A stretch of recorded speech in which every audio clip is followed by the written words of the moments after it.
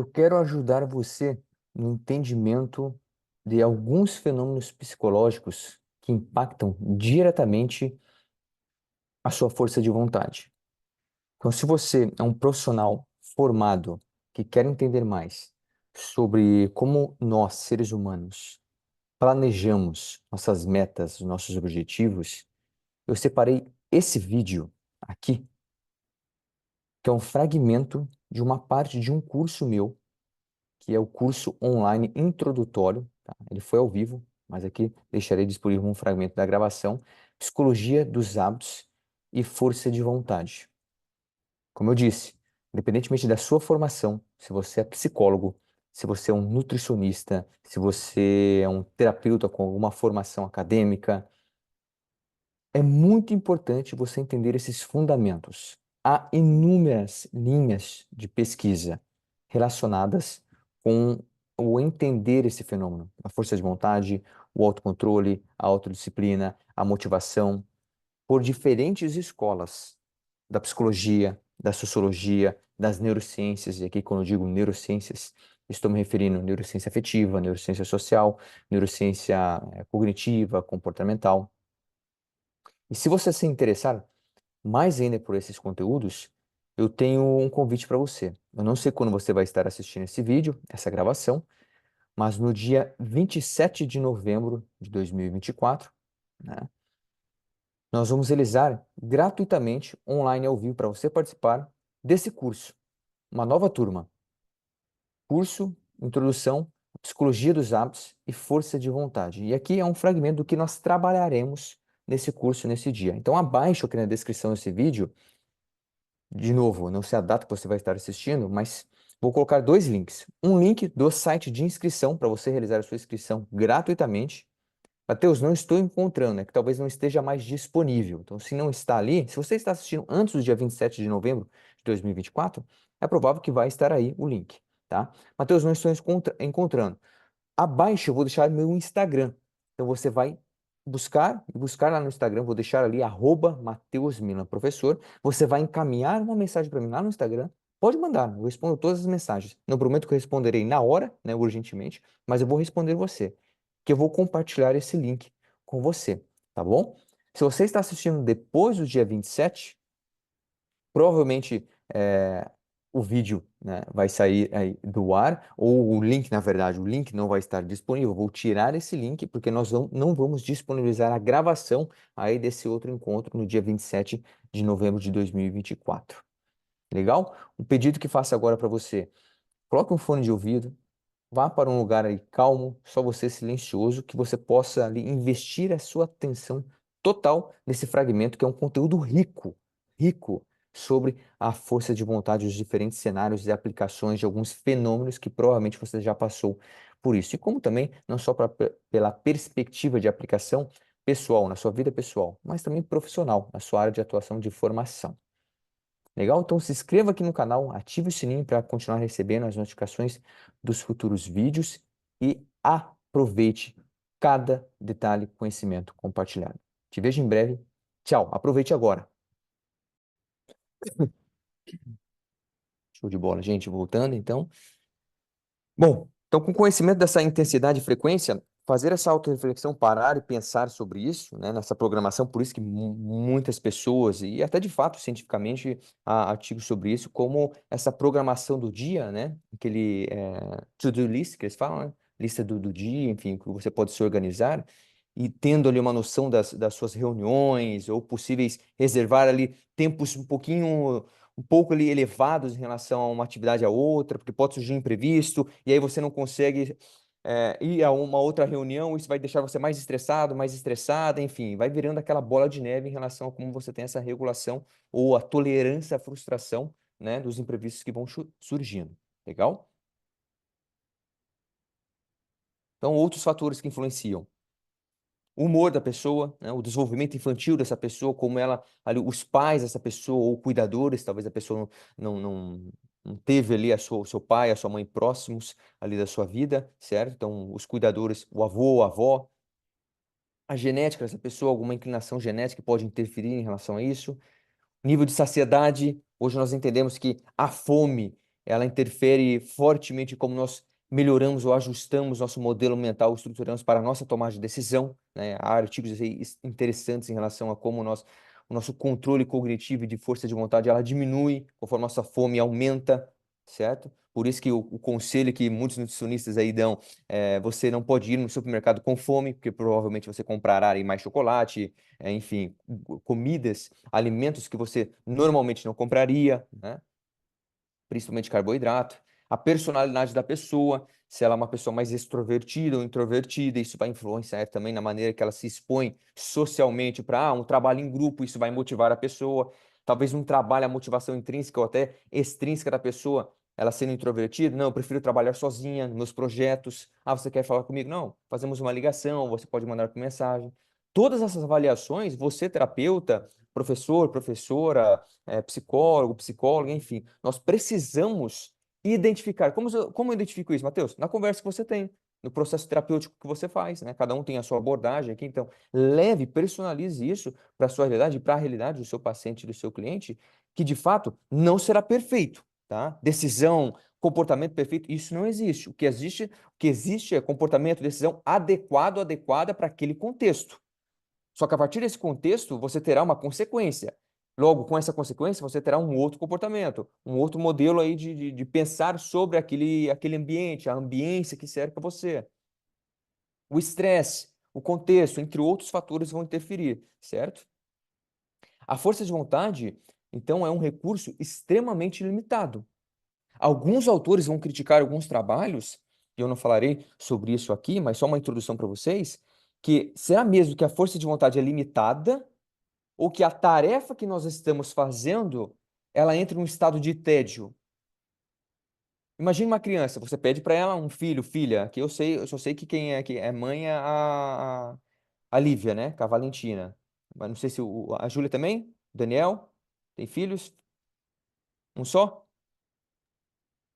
Uma É, filha de tem. 20 anos. Isso. A 20. minha, o Daniel é segundo Eu sou casamento, ele é o padrasto. padrasto. Provavelmente, então, 20 anos você não tem tanto peso quanto uma filha de 10, 8, igual no caso da Lívia, que é uma responsabilidade, uma tensão muito maior, né, Lívia? Que talvez isso esgota um pouquinho você mentalmente, né, de cuidar. Mas em alguns momentos, ali o filho, a filha, traz aquele alívio, aquela recarga, né? Que você tá junto ali assistindo um filme, ah, filho, vamos no parque, vamos lá na biblioteca, enfim. São, assim, os prós e contras das situações, certo? E aí alguns autores vão trazer que a tarefa em si que nós estamos fazendo, a carga cognitiva ali do pré-frontal naquela tarefa, você, ao virar tédio, não é que diminui a sua força de vontade, é que ficou entediante aquela tarefa. E aí você pede uma criança, então vamos parar de ler, vamos jogar videogame? Você acha que ela não vai encontrar força de vontade para jogar videogame? Lógico que ela vai ter uma motivação que paralela barra com a força de vontade dela para poder jogar aquele joguinho favorito dela, para poder passar de fase. Então, talvez, há alguns elementos que dentro daquela tarefa, ou daquela organização, daquela rotina da pessoa, essas tarefas potencializarão a diminuição mais elevada ou mais imediata da força de vontade que você tem, ou do indivíduo que você está ajudando ali a mudar o comportamento, fazer um ajuste ali na rotina, certo? Ah, Matheus, mas sempre o trabalho. Não, todo mundo aqui trabalha. O trabalho de uma maneira ou outra vai interferir nessa carga energética, né? Mas aí voltamos àqueles fatores que eu comentei. O estresse, a personalidade da pessoa, a relação da pessoa. Legal? Pode falar, Márcia. Matheus, uma dúvida. Quando a gente fala de força de vontade, a gente também pode falar que a dopamina ela está ativa nesse momento, porque de uma certa forma, quando você tem uma força de vontade por algo, você cria uma expectativa, você tem aquela motivação de que aquilo vai acontecer da forma como você está pensando. Aí me veio agora essa dúvida quando você falou em relação a jogar, né, a questão do game e passar de fase. Porque A gamificação, essa né? passar de fase é uma também ela tá ligada, ligada diretamente à dopamina, de você estar Perfeito. aquela expectativa de você ganhar o jogo. E Uhum. aí me veio parar essa questão da força de vontade, ela é ligada, o neurotransmissor, no caso, a dopamina, ela está ativa nesse momento? Você trouxe uma palavrinha que eu gosto demais, Márcia, que é expectativa, né? Eu costumo dizer que se eu fosse resumir o funcionamento do sistema nervoso ou da mente humana naquilo que fazemos, eu resumiria o objetivo do funcionamento do sistema nervoso central e periférico Basicamente são dois. É o comportamento em si, né? O comportamento e a homeostase. A homeostase basicamente é a regulação interna do nosso corpo em relação ao ambiente externo, certo? E se está diferente esse controle de temperatura, obviamente nós teremos um comportamento para buscar essa regulação. No meio desses dois fenômenos, nós teremos o quê? O sono, o estresse, o ajuste do comportamento, o hábito, a rotina. Agora, quando você tem uma expectativa elevada sobre algo, inclusive tem até um termo técnico dentro da neurociência que eles chamam, que é, eu estou tentando lembrar em inglês, mas é a antecipação da recompensa. Porque dentro da dopamina, quando falamos dos sistemas dopaminérgicos, nós vamos encontrar de 4 a 5 sistemas. Temos a via mesolímbica dopaminérgica, vem do mesencéfalo do sistema límbico, ou mesocortical, do mesencéfalo para o córtex. Quando falamos de prazer, estamos falando da via mesolímbica dopaminérgica, daquela envolvida naquela antecipação do prazer. Poxa, se eu crio uma expectativa, e eu vou falar sobre isso aqui, não especificamente sobre a dopamina, mas o efeito psicológico dessa antecipação, dessa expectativa, mesmo que o esforço seja gigantesco, a pessoa pensa, poxa, eu em 30 dias eu tenho um casamento, eu preciso emagrecer 10 quilos. É possível? É. Mas vai trazer sofrimento? Muito. Só que o ato de eu projetar, eu me enxergando num terno ou num vestido daqui 30 dias, 10 quilos mais magro, mais magra, que eles na literatura eles vão chamar de paradoxo do esforço, eu sei que essa visualização de eu mais magro, 10 quilos, dá um prazer imediato em mim. Só que eu perco a relação temporal com o meu eu do futuro. Eu não sei que em 30 dias inúmeros fenômenos acontecerão. Eu posso romper o tendão do bíceps, como aconteceu comigo. Isso destruiu totalmente minha organização de treinamento, porque eu estou há 2 semanas sem treinar, sem fazer nada. Isso para mim é um tédio, é sofrimento. Para quem treina 5, 6 vezes por semana, ficar 2 semanas sem treinar, eu tenho que ficar 6, tenho mais 4. Então eu estou naquela paquera com o meu médico de deixar eu, poxa, deixa eu, semana que vem eu vou no médico de novo, segunda-feira. Deixa eu pelo menos fazer uma esteira, né? Um cardio ou uma perna, um treino leve, porque para mim isso é um sedentarismo. Isso diminui totalmente a projeção que eu faço de motivação para depois enfrentar o maior desafio, que é começar e se manter. São esses dois. Não é você dar o pontapé inicial, é você se manter firme naquele projeto que você iniciou, né? Um passinho de cada vez. Por isso nós utilizamos o baby steps, certo?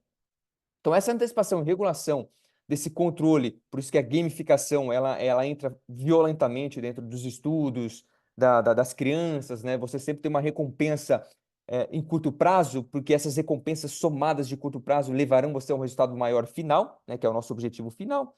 Em vez de você perder 10 quilos em 30 dias, poxa, coloca lá 2 quilos por semana, já é mais, entre aspas, palpável do que 10 quilos em 30 dias. Só que se você somar 2 quilos por semana, em 4 semanas, são 8 quilos. Poxa, 8 quilos está próximo da minha realidade, né? Enfim, nós falaremos sobre um pouquinho mais sobre isso mais à frente, tá, Márcio? Mas eu antecipei aqui para responder essa sua reflexão que você trouxe, que eu acho legal. Obrigado, viu, Márcio? Continuando. Porém, só definindo aí para ficar mais claro, o que seria então a força de vontade? Ou seria não, o que é a força de vontade? Se você buscar no dicionário da Associação Americana de Psicologia, você vai encontrar essa definição. Força de vontade é a capacidade de realizar suas intenções. Olha só que definição bonitinha, né? Curta ali, fácil de entender, mas que na prática é muito mais complicado, né? Agora, nós também podemos encontrar uma variação dessa definição, que aí a coisa começa a ficar mais interessante. Nós temos a definição, alguns autores vão trazer o autocontrole, que daí em inglês, na literatura, vocês vão encontrar self-control, que é a capacidade de estar no comando do seu comportamento emocional, relacional, físico, e de restringir ou inibir seus impulsos. Uma coisinha que eu esqueci aqui, deixa eu ver quem está aqui. A Evelyn está aqui, agora a Evelyn vai ter a responsabilidade aqui temporal nossa. Evelyn, marque por gentileza aí 33 minutos, tá? Num timer ou no seu cronômetro aí do ladinho, tá? Você vai ter a ordem aí de mandar eu parar, hein? Obrigado. Continuando, autocontrole. Quando o ganho de curto prazo, olha só, hein? Quando o ganho de curto prazo é confrontado com um ganho maior de longo prazo, poxa, tem esse chocolatinho ali, ó, que tá ali, na geladeira, um Kit Kat que eu sou apaixonado, mas não, isso aí vai interferir na minha dieta. Tá interferindo o quê? No meu ganho de longo prazo. Poxa, eu quero dar uma secada, eu quero, não sei, vou viajar no final do ano, ou daqui 2 meses eu vou viajar, ou vou ter um casamento, uma formatura, e eu preciso entrar no meu terno, no meu vestido. São diferentes cenários que nós vamos projetando, certo? Opa, a Evelyn levantou a mão, pode Eu levantar. vou dar só um testemunho sobre isso, né? Porque eu também sou Legal, chocolate, pode compartilhar. Matheus, como você falou. E quando eu fui no nutricionista, eu achei assim que ele me ouviu bastante, sabe? Ele teve essa escuta de entender o que que eu não gostaria de ficar sem, o que que seria muito difícil para mim. Então, o que que ele me falou, né? Ele falou assim: olha, você pode comer o chocolate, mas você vai comprar aqueles quadradinhos pequenininhos e você vai comer um por refeição. E olhando as calorias daquilo ali, tem 25 calorias, sabe? Então não é o problema não é o chocolate, o problema é o tamanho da barra de chocolate que você come. Então, para mim, ficou muito mais fácil encontrar esse autocontrole, né? Porque assim, se eu compro a barra grande, eu vou comer a barra grande. Outro dia a gente foi, antes da minha dieta, a gente foi na Cacau Show e eles vendem as lojas maiores aqueles chocolates com defeito mais barato, né? E a gente comprou 750 gramas do biscoitinho com chocolate e a minha mãe. A gente comeu isso em uma semana, sendo que 70% fui eu, tenho certeza disso. Então, eu acho que se a gente conseguir encontrar mecanismos de tornar esse resultado de longo prazo interessante, mas sem também tirar todo o prazer do percurso, isso ajuda, né, de alguma maneira. E aí independe se é hábito alimentar, se é academia, ou o que que a gente traz para a vida. Olha que legal, obrigado por compartilhar isso, Evelyn. Porque ontem, como eu estou aqui imobilizado, eu tenho dificuldade ali de preparar meus ovos mexidos ou a panqueca, enfim. Aí minha mãe falou, filho, eu preparo ali enquanto você prepara a aula, que é essa aula aqui de hoje, né, do curso. E eu tenho um segredo para diminuir a vontade do chocolate que eu tenho.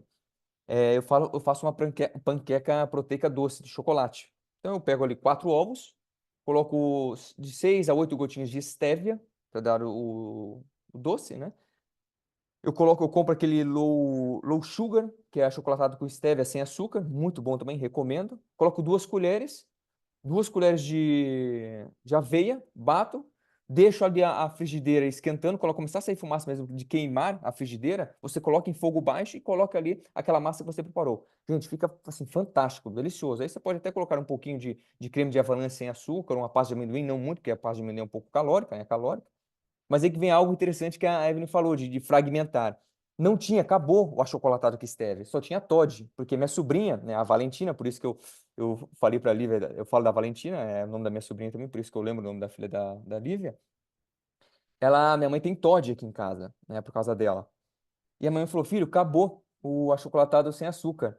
Eu posso colocar Toddy? Eu falei assim, negativo.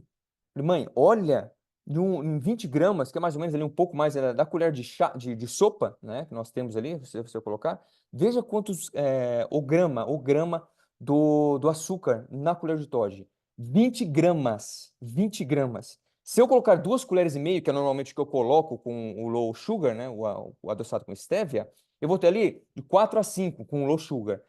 Com o Toddy, eu vou ter 40. 40 é uma barra de chocolate 100 gramas.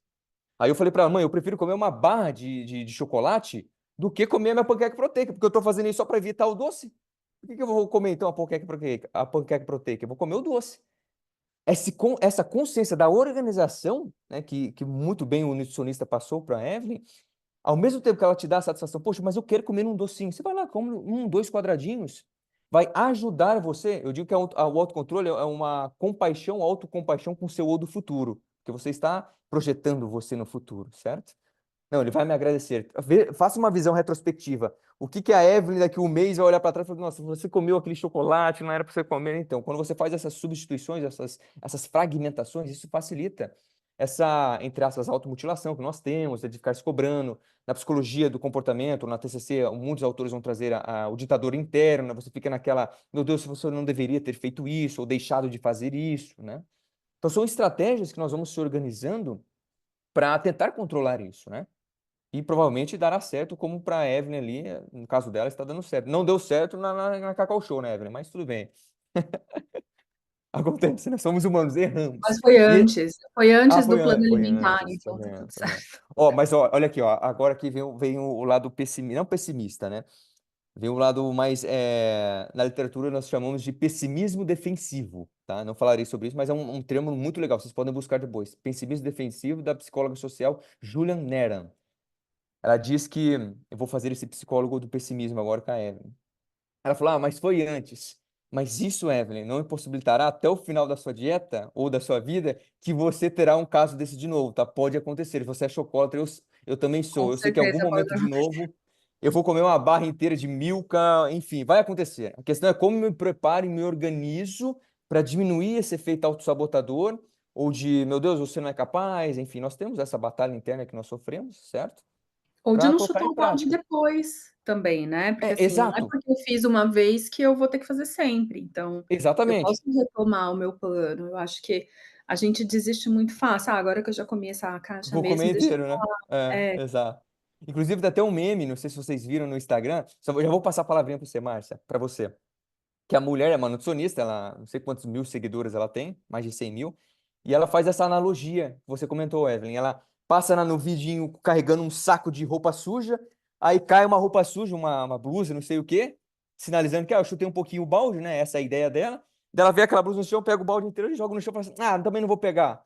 Ela vai com o balde para lavar o chão, né? Balde de água, derruba um pouquinho de água, ela viu que derrubou um pouquinho de água, vira o balde inteiro. Então não é essa intensidade de se culpar só porque eu errei uma vez, eu vou errar tudo agora. Mas, pô, já que você errou, tá bom, tudo bem, amanhã volte ao normal naquilo que você está fazendo, né? Faça esse ajuste. Não consegui ir na academia, eu não consegui ir no balé essa semana, poxa, tenta pelo menos colocar como meta uma vez na semana. Poxa, fui uma vez, duas vezes, entendeu? Vai fazendo esse ajuste. Márcia, Só para falar de uma técnica que eu uso muito comigo em relação aos chocolatras. Eu gosto de chocolate, mas não sou chocolatra. Entretanto, eu gosto muito do açúcar, mas não gosto do doce. Ou seja, eu preciso do açúcar no café, preciso do açúcar no suco. Ou seja, eu como açúcar, né? Esse é o meu problema. Mas aí, em relação ao chocolate, eu tenho chocolate na minha bolsa, tenho um chocolate na gaveta da minha escrivaninha, tenho chocolate guardados. Eu caramba, abro, olho o chocolate e fecho a caixa. dá uma cheirada no chocolate, guarda ele. Eu só não faço cheirar o chocolate, mas enfim, eu tenho chocolate, eu preciso ter chocolate, eu compro chocolate, meu marido quer chocolate, realmente, se deixar perto dele, ele come. Mas eu preciso ter para eu. É como se eu tivesse aquele gostinho. Eu tenho, mas eu não vou comer. Eu tenho esse controle.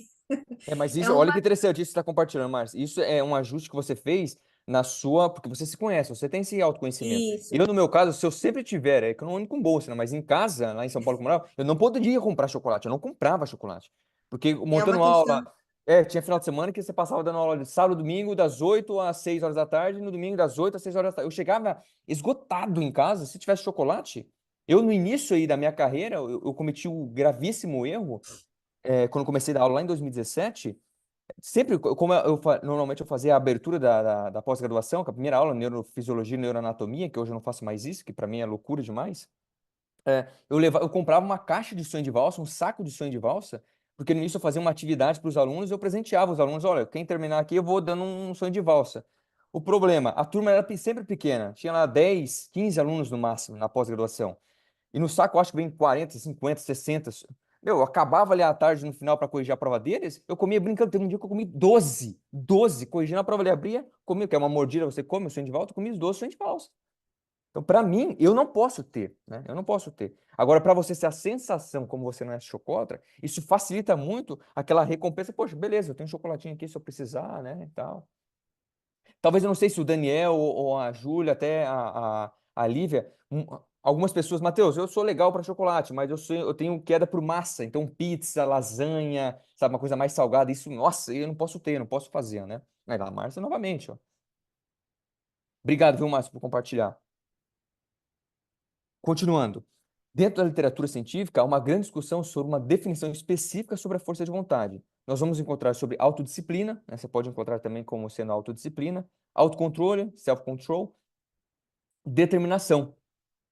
A questão é que, mesmo assim, a grande parte dos psicólogos caracteriza a força de vontade, ou no caso aqui que eu estou falando, autocontrole, como as definições anteriores. Recurso cognitivo limitado, capaz de adiar uma gratificação resistindo a tentações de curto prazo para atingir metas de longo prazo. Olha só que interessante. Então, essa capacidade nossa de resistir a essa tentação de curto prazo, isso não entra ao caso, talvez, um tabletinho ali, um quadradinho ou 2 quadradinhos, mas não, aqui no caso é a barra inteira de chocolate, certo? Pelo plano que você tem, o projeto que você tem do seu cardápio para perder ali no protocolo 5, 8, 10 quilos no mês, ou 40 dias, 50 dias, enfim. Vai do plano alimentar de cada um, certo? Somado com isso, é a capacidade de regular nossos sentimentos, pensamentos e os nossos impulsos, né? E aí, quando isso começou, né, essa busca e entendimento da força de vontade ou autocontrole? Começou com esse carinha aqui, provavelmente vocês já ouviram falar dele, o famoso teste do marshmallow, né? Que basicamente o experimento fornecia para os participantes, no caso ali, média de 4 a 6 meses, 4 anos e 6 meses as crianças, uma opção entre uma recompensa imediata ou tardia. Por exemplo, um instrutor lhe daria à criança a opção de comer o marshmallow imediatamente ou esperar de 10 a 15 minutos e assim receber os 2 marshmallows. O impacto final do experimento seria identificado anos após a publicação do estudo, quando as crianças participantes estivessem totalmente crescidas. As crianças que esperaram pelo segundo marshmallow, ou seja, aquelas que exibiram gratificação atrasada, que eles chamam isso, né, de gratificação atrasada, majoritariamente terminaram com pontuações mais altas no SAT, que é uma espécie de Enem, se eu não me engano, aqui no Brasil, tá? Lá nos Estados Unidos. Níveis mais baixos em abuso de substâncias, melhor resposta ao estresse e habilidades sociais mais altas. Após a realização do experimento, ou teste do marshmallow, e acompanhamento disso, Michael e colegas desenvolveram... Aqui que vem um ponto interessante, começa a ficar mais interessante ainda. Eles desenvolveram um mecanismo que busca explicar a capacidade de adiar as gratificações. Que desenvolvimento psicológico é esse, essa estratégia, essa teoria que eles desenvolveram? Eles propuseram 2 estruturas cognitivas de processamento, o sistema frio e o sistema quente, que explicariam as razões da força de vontade ser bem-sucedida ou falhar. Vocês se verão aqui. Vejam. Quando você tem a regulação dos seus pensamentos e desejos, ações e objetivos, é o sistema frio que está agindo. Isto é, o sistema frio é cognitivo por natureza. Essa relação nossa, que daí na neurociência cognitiva você vai encontrar como top-down, de cima para baixo. Você está exercendo ali a função do córtex pré-frontal, uma função, né, funções cognitivas, esse controle inibitório, para aquele impulso que você tem, o desejo de um chocolate, um desejo de mandar aquela pessoa para aquele lugar, enfim, são diferentes cenários que nós temos, você regula isso, certo? Controla os seus sentimentos, os seus pensamentos. E o sistema frio, o sistema quente, perdão, é aquele mais impulsivo. Você não tem esse controle, você de fato manda a pessoa para aquele lugar, né? Ou abre a geladeira e não pega ali o brócolis ou alface, mas sim o pedaço daquele bolo de chocolate. Que é um sistema movido por gatilhos específicos, dependentes, isso aqui é importante, tá? Dependentes do histórico de cada indivíduo. Porque, olha só, vamos usar a Márcia como exemplo e a minha situação, até da Evelyn, porque a Márcia não se considera uma chocolatra, e eu, a Evelyn, nós nos consideramos. Para Márcia passar conselhos ou perspectivas de como eu devo regular o meu autocontrole, ela está enviesada pelo histórico dependente dela, porque ela não é tão dependente de chocolate como eu sou. E aí entramos naquela fase que eu digo para a Márcia, poxa, Márcia, mas para você é muito fácil, né, ter o chocolate dentro da bolsa ou eu carregar num bolso todo dia um chocolate, porque eu vou comer o chocolate. Para você, não. Porque ela tem um histórico aí afetivo, relacional, talvez, com outro tipo de alimento. No caso aí, ela falou da massa, né? Uma massa. Se eu chamar provavelmente a Márcia todos os dias para comer uma pizza, uma massa, ela vai aceitar. Eu já evitaria, porque para mim tanto faz. Eu não sou muito da massa, sabe? Então, o equilíbrio dessa conversa entre esses 2 personagens, o sistema quente e frio, que também você pode encontrar com o Daniel Kahneman, o sistema rápido e devagar, o sistema 1 e 2, tem diferentes autores que vão trazer diferentes cenários aí dessas projeções, certo? Isso aqui só por fins didáticos, tá, gente? Não é que a nossa mente é dividida de fato em sistema 1, sistema 2, ou sistema frio e quente. Até o Jonathan Haidt, que é um psicólogo social, vai trazer como o elefante e... Esqueci o outro personagem que ele cria. Então, a conversa entre esses 2 personagens é modulado pela intensidade, o equilíbrio, perdão, é modulado pela intensidade energética investida nas inúmeras decisões que você tem ao longo do dia. Por que inúmeras decisões? Gente, é muito fácil, sentadinho aí, todos nós aqui, cada um aí na sua casa, é gostosinho, é confortável planejar o que nós faremos na semana. Só que nós perdemos a conexão temporal do que nós enfrentaremos durante a semana. A organização, ela dará um poder de autocontrole para a pessoa para, de fato, se acontecer os imprevistos, ela sabe qual o comportamento apropriado para aquele contexto. Não significa que será o comportamento perfeito daquela decisão ou daquele comportamento que você terá. Por quê? Nós não sabemos o contexto futuro. O grande problema é que, como somos animais contextuais, o estado basal alterado pelo contexto, por exemplo, festas de Ano Novo, tem o poder de projetar metas irrealistas. Muito provável que algum dia na sua vida, algum final de ano na sua vida, você estando lá, eu passei ali, se eu não me engano, mais de 15, 14, talvez, não, um pouquinho menos, entre 10 a 15 finais de ano em Balneário Camboriú. E assim, é nítido, é escancarado, pessoas ali, talvez saltando as ondinhas, as 7 ondinhas, ali prometendo ilusões, enfim, projetos de um novo início de ano, certo? Que estamos ali no dia 31, certo? Nós fazemos isso. Por quê? O estado do contexto, e isso tem um efeito que eu vou explicar por que isso acontece, ele potencializa, altera esse estado biológico que distorce a realidade. Uma consequência, você vai criar o quê? Metas irrealistas. E aqui nós vamos entender o porquê. Quem aqui costumava correr que disse? Eu acho que é a Lívia, né? Provavelmente a Lívia usava, não sei se ela usava, né? O Strava. O Strava é como se fosse a rede social dos corredores. Você ali consegue marcar o seu tempo, você consegue postar outros corredores no mundo inteiro, amadores, certo? Aqui, profissionais também usam, mas é uma comunidade mais ali para os corredores amadores. Para medir, você consegue ver a rota, que a Lívia correu tantos quilômetros ali em... Que cidade mesmo que você está, Lívia? Esqueci. Natal. Natal, Foi em Natal. Natal.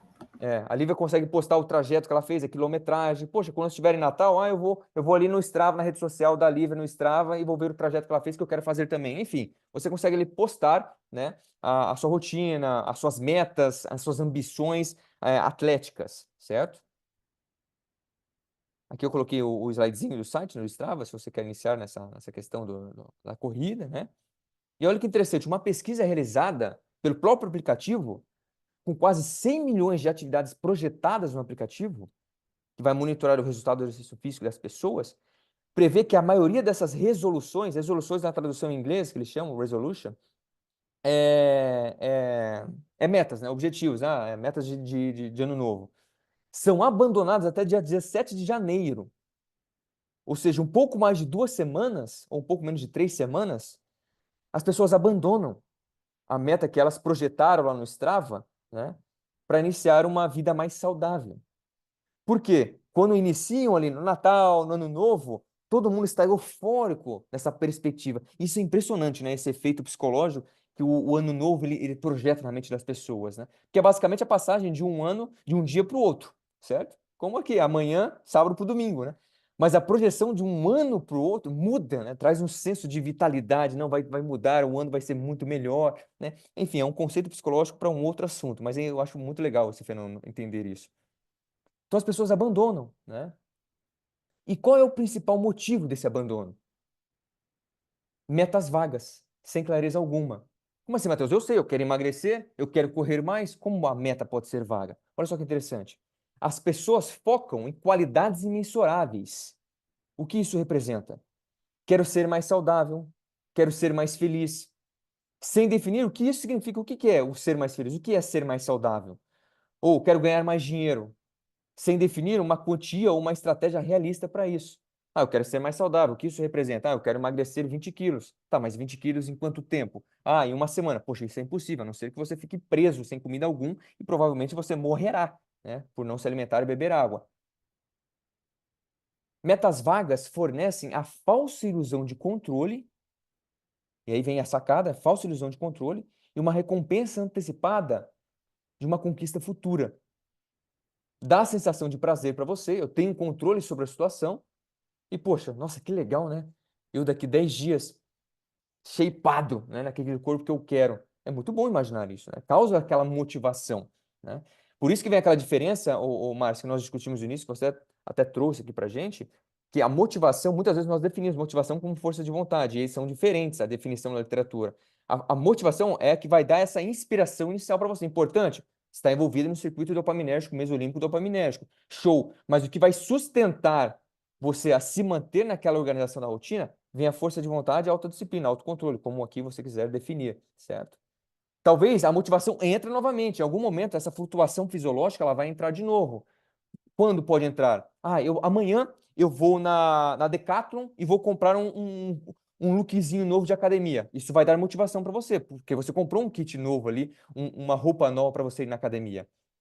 Só que você foi a segundo dia, o terceiro dia com aquele look, poxa, você entra de novo naquele estado basal ali, básico, né? Ah, legal, beleza. Aí entra a força de vontade. Poxa, não, eu comprometi. 4 vezes na semana, já foi 2? Não, hoje eu vou amanhã de novo. Veja como essa flutuação ela acontece.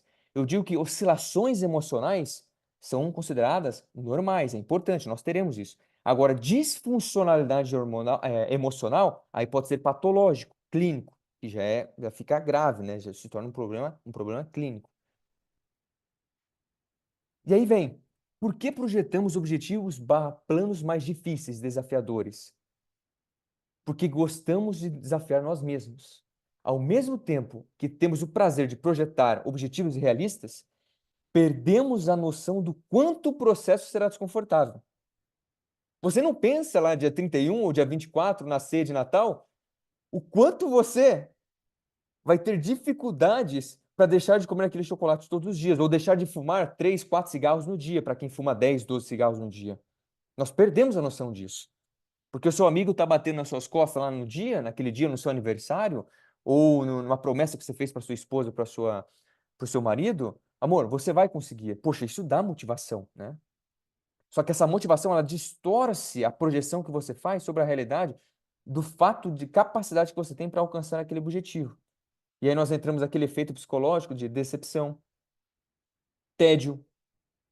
Exatamente por causa disso, que o primeiro slide do nosso curso, eu coloquei lá, a vida é sua, foco nos seus valores, metas, na sua rotina, e não evite, eu ia falar que não se compara, não, você vai se comparar, mas tente controlar a comparação que você cria, que você vai criar.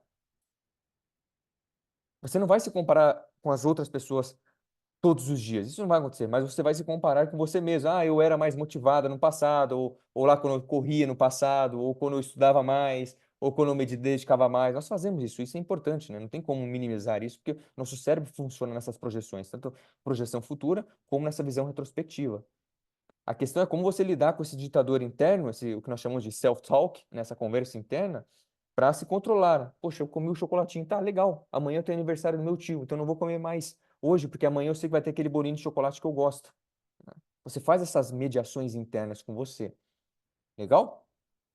Na literatura científica, alguns chamam de paradoxo do esforço. Esse efeito. Então, eu vou repetir aqui, ó. Ao mesmo tempo que temos o prazer de projetar objetivos realistas, perdemos a noção do quanto o processo será desconfortável. Você provavelmente já ouviu alguns vídeos aí no YouTube, o pessoal falando, o cérebro não gosta de gastar energia. Não, ele já gasta energia demais. E ele faz de tudo, ele gasta muita energia para depois economizar, tornar automático e evitar de ficar gastando energia. Só que o fenômeno psicológico disso, olha só que fantástico, é o paradoxo do esforço. Nós evitamos o esforço, mas projetar uma meta, um objetivo mais irrealista, dá o prazer antecipado de conquistar aquilo. Esse ano eu vou escrever um livro. Caramba, ele vai ali e vai escrever um livro. Parabéns, livro. Nossa, livro, ela cresce, né? Nós nos sentimos muito bem, né? Eu vou escrever um livro, eu vou lançar meu curso online, eu vou emagrecer 10 quilos. Isso dá uma motivação. Mas aí passou uma semana, um mês, 3 meses, ela não começou nem a escrever ali o tópico do livro, né? Porque nós perdemos essa distorção. Entramos no paradoxo do esforço, que basicamente significa que, ao mesmo tempo que o esforço é evitado pelo desconforto, ele também pode trazer satisfação pelo desafio da conquista final. Não, eu estou me reconhecendo como autora, escritora, só que você nem começou a escrever. Eu sou uma bailarina, só que você nem está indo nas aulas de balé, né? Isso para nós, muitas vezes, pode causar um tapa na cara, nessa autorreflexão que você tem. E aí, novamente, entramos na maneira que você tem aquele diálogo interno com você, com o seu ditador, que não é fácil. Especialmente se na sua família você tem alguém que gosta muito de comer um chocolate, gosta de fumar. Para o fumante deixar de parar de fumar, namorando ou casado, ele vivenciando uma vida com um parceiro, uma companheira, um companheiro que fuma, é extremamente desafiador. Não é fácil. Pode falar, Márcia. É só para completar isso que você está falando, que realmente faz uma reflexão, dá um momento de reflexão na gente mesmo. Como eu trabalho com a psicoterapia das emoções, eu trabalho muito com a terapia de aceitação e compromisso. E ela se baseia muito nessa questão do significado. Tudo que na nossa vida, mesmo em meio ao sofrimento, nós temos que buscar um significado dentro dos nossos valores para que a gente possa conquistar aquilo que a gente quer, aquilo que é importante para a gente, que essa é a base da arte. E o que você está falando realmente reforça essa. Por isso que quando eu fui buscar, que eu te encontrei na neurociência afetiva, realmente eu vi ali o embasamento de toda a minha pesquisa, de tudo aquilo que eu estudo.